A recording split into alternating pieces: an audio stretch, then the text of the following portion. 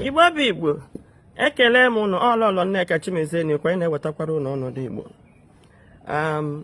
AKA now nwanyị punk. Aha m ụlọlọ Nneka Chimezeni AKA nwanyị punk na-ewetara ụnụ ọnọdụ Igbo. Nye enwe ihe m chọrọ ibring to the notice of ndị Igbo be anyị due to my involvement n'ihe gbasara Igbo. Ndị Igbo niile agba m kịta ha amaghị m maka na ezu ohi ọ na-agba akwụna.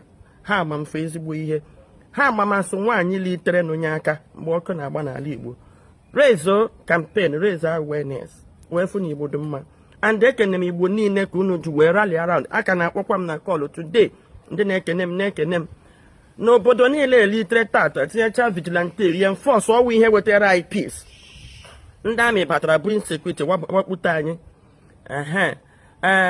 then kpọbata aha anyị asardekubo ka kpọbata anyị Simon Ekpa ka e were mee jihad and genocide in disguise. Ọmụnwa gbapụrụ ihe niile ndị ahụ tipe mkpu dị na ya na-agbanyeghị na ndụ m nwere ike ịnọ at risk. Mana emechana m ihe ugbu a na dịka anyị na-eme investigation na-arụ ọrụ anyị ịdị na-agwa ndị Igbo nke na-eme anyị wee gbagide tọọchị kịta gbaruo wee fụ na ihe niile abụ insecurity wo IPOB ka a gbakọrọ n'ahụ achọrọ blackmail IPOB gbuo IPOB were na-erase all this group ka e wee nwee ihe ile anya na ị ga-ahụ na gọọmenti edeclare akpala IPOB na ha na-sponsor terrorism. Well, ha nwa gọọmenti na-sponsor this terrorism. Now ị bịazi ugbu a na enwere ihe gọvanọ kwuru sometime na ọnwụ na ha ma na enwere ndị Igbo a ga-azụta na ha jedara alụwa the civil war na a ga-ajọs were ego wụbaga ha alụwara ha the war.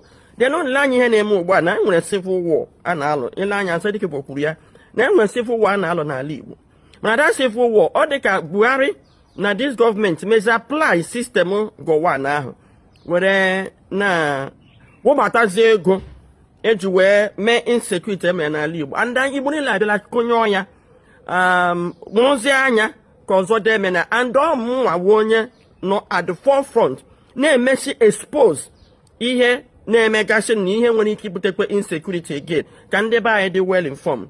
And kemgbe ha na-enwe series of attacks enwere ndị si na ha ga-egbu m egbu nwee ndị si ha ga-egbu ụfọdụ si na nna akparị Nnamdi Kanu enweghị mkparị Nnamdi Kanu kama ihe m gwa Nnamdi Kanu bụ na ihe niile anụnwa na-agba okirikiri n'ahụ IPOB and ha na-eyi ụzọ Nnamdi Kanu nọ na nga apụta sị Nnamdi ekwuole nke kwuo nke ọzọ na-etinye ọgba aghara n'otu ya wụ IPOB na anya nwa awụ Nnamdi ka ọ dịrị na o kwesịrị ichi stick to his group. Amaghị m otu mmadụ ga-esi nwee otu nọ na about 190 something countries ịnọkọta ihe ma onye ọzọ because Nnamdi Kanu mere Simon Ekpa appoint ọtụtụ ndị mmadụ amara mana Nnamdi Kanu abịa ndị gbo ya okirikiri ogbu ya si ya na onye ama ekwu okwu ya mee appoint nna ajụ ya si ya ịnọ nna nga ma appoint ị gara na nga monitor ihe ha na-eme so nne ya kawa ahụ kwụsị o mekwele ndị nke atụ 100 men o mere appoint ndị nke aha ka m na-eme attack na-agwa Igbo niile na-achọkwala ikiri taa n'ọda group ga-abịakwa a ga-eyuzu a ga-ebu ego si kemgbe ha ana m enwe series of attack which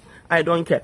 Mana enwere one young man pụtara na ome video kpọọ m aha and then adị m ala ka ịsa ụmụ ihe ndị a ha na-ekwu mana ihe m ji chesa onye nke ya enwere gender law enwere ihe dịka gender discrimination dị and ihe m ji wee chinye nwa attention no this gender discrimination ikwu na enwere ọnọdụ nwaanyị ga-anọ and ọ na-aka ndị Igbo anyị njọ ọkachasị this generation maka ndị nna nna anyị ha emeghe e nyere ụmụ nwaanyị ezigbo ọnọdụ. Ụmụ nwaanyị na-adị involved in nation building in politics. In fact ụmụ nwaanyị na-drive politics na mbụ adị m sure na ọ bụrụ na ụdị okwu a this young man kwuru n'ọnọdụ ede ụmụ nwaanyị ndị Igbo na gboo ha agaghị emenwu that Aba women riot to restore to the dignity of men because as at the time Aba women riot bịara ụmụ nwoke anyị are down and out ndị ọcha asuppress go ha merie ha menwe appoint kedu ha na warrant chiefs ụmụ nwaanyị wee rise ya soro na ụmụ nwaanyị ndị Igbo re ilewe ele ka ụmụ nwoke ndị Igbo si ka anyị nwere ike anyị echighịkọ mkpa aka mana ụmụ nwaanyị ka ụmụ nwaanyị ndị Igbo ka ụmụ nwoke ndị Igbo na brain and smartness mana ka mgbakwa bute chọọchị bute this propaganda na nwaanyị nọ under a man na ịlakpuo ị ga-eti ọnụ n'okwu ịgba aghasala ngwa na ụmụ nwoke na ha etilu ọnụ n'okwu na-achị kemgbe anyị ahụ n'otu ndị nwere obodo anyị. Achọrọ m ka unu gee ntị ihe nwa amadi ya kwuru na-egodu m na isi nwa nwoke na-ekwu okwu na ihe ndị ọ na-ekwu ka unu lee ihe kpatara ọtụtụ ụmụ nwaanyị ji wee laa azụ. Egwu anaghị ekwe ụmụ nwaanyị apụtazi na-eti ọnụ even when they have the potentials inye aka mana ana m anya nkwa m na-ekwe ndị Igbo I will not be cowed, I will not be intimidated. Ebe Chineke nyego m this kind of brain nye m ụdị ike a na ụdị amamihe a m ga-eji anya aka ịhụ n'ala Igbo dị mma.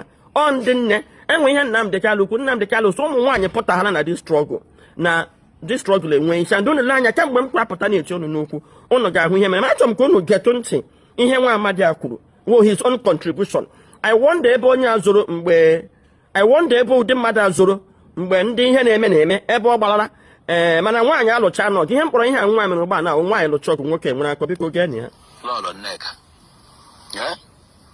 nwaanyị a ọ na-anọ ekwu okwu sinsi ya ọ na-ekwu okwu IPOB all the time IPOB nke a tụkwa na ọsọrọ mgbe ụfọdụ na ya jela jee mee ka onye chọpụtakwa ndị amị asịrị ya asarị dọkụbọs ya asarị dọkụba asịrị ya ife ọ na-ekwudebe okwu ya bụ Biafra tụkwara Biafra sọrọ wee sị ka m gwa Lọlọ Nneka ọkwana nwaanyị ka ịbụ